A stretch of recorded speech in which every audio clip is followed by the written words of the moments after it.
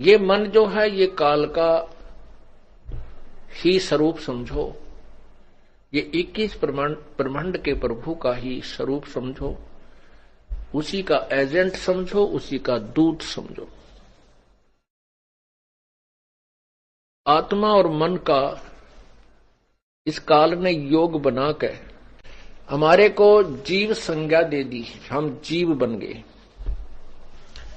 परमात्मा ने कहा है कि मेरे हंसा भाई, हंस रूप था जब तू आया, अपना स्वरूप भूल मैं भूला, तू तात जीव कहाया। तू हंस था, परमात्मा के गुणों से मिलती हुई आत्मा के गुण हैं, परमात्मा से मिलते जुलते आत्मा के गुण हैं। इस काल ने हमारे अंदर इस मन का योग करके इस मन के द्वारा आत्मा को बहुत मलिन बना दिया और जीव संज्ञा में ला करके छोड़ दिया।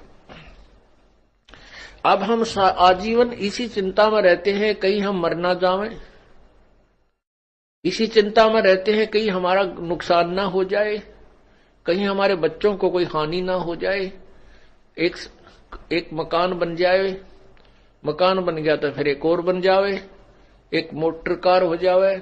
इस तरह की जो यहाँ की जो नाशवान संपत्ति के संचन में ही हम इस नाशवान संपत्ति के ही एकत्रित करने में अपना जीवन व्यतीत कर देते हैं। और ये कराता कौन है? ये काल कराता है। 3 गुण इसमें सहयोगी हैं।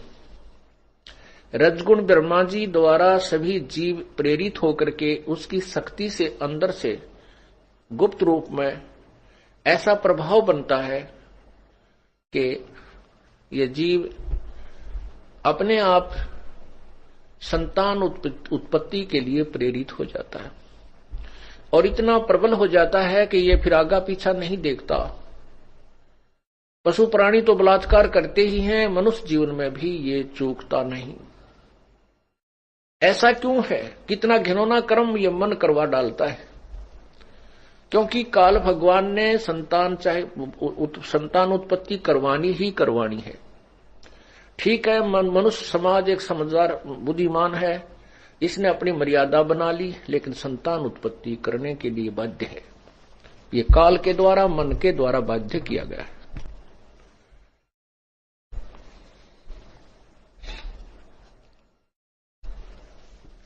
परमात्मा ने क्या बताया है अपनी अमृतवाणी में? अपनी उस मन पापी को नहीं रोक सका। अर्थात कहने का भाव जो दास का है कि इसमें रजोगुण इतना प्रभावित कर दिया जीव को मैं काल ने कि ये संतान उत्पत्ति करा के ही छोड़ेगा, चाहे कोई किसी तरीके से करे। यहां पर सभी कार्य बलात्कार करवाए जा रहे हैं। ये जीव नहीं समझ सकता इस काल के इस भयंकर जाल को। ये तो परमेश्वर आए हैं, उन्होंने हमें बताया था, उन्हीं की अमृतवाणी आज हमारे लिए साक्षी है, प्रमाणित है। और जिन महापुरुषों ने परमात्मा को पाया है, उसका साक्षात्कार किया है, उनकी अमृतवाणी भी वही प्रमाण दे रही है जो परमात्मा ने सुन के। लेकिन ये मन रजोगुण प्रभावित होकर के उस ब्रह्मा जी के रजोगुण के दबाव में सब कुछ भूल जाता है। ना उसको उसमें जाति याद रहती है, ना उसका परिणाम याद रहता है। ये जीव के बस का नहीं है। ये रजोगुण ब्रह्मा के द्वारा जो काल ने उसके अंदर शक्ति पैदा की हुई दी रखी है, रजोगुण बनाया है, उसकी शक्ति का प्रभाव प्रत्येक प्राणी में है। जैसे कोई शराब पी लेता है तो उसके बस की बात नहीं, वो क्या बोल रहा है, कैसे कदम लड़खड़ा के रख रहा है, वो उसका दोष नहीं है, वो उसके बस की बात नहीं है। ऐसे ही पुणात्माओं, ये आध्यात्मिक ज्ञान है।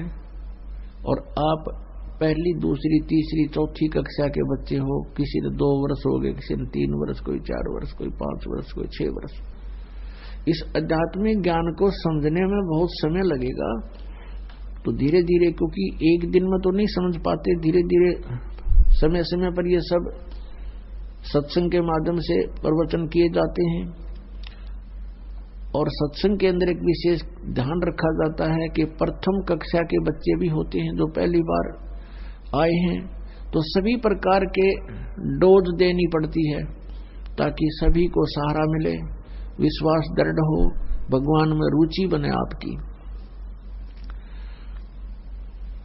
तो पुण्यात्मा, इस काल में हमारी सारी व्यवस्था ऐसी बना रखी है निरे पाप हो।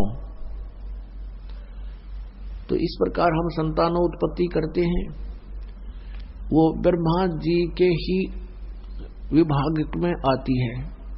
तो उसके अंदर हम बहुत वेस्ट करते हैं, अपना शक्ति को बहुत वेस्ट होती है, तो वो कर्जा और ऋण बन जाता हमारे ऊपर।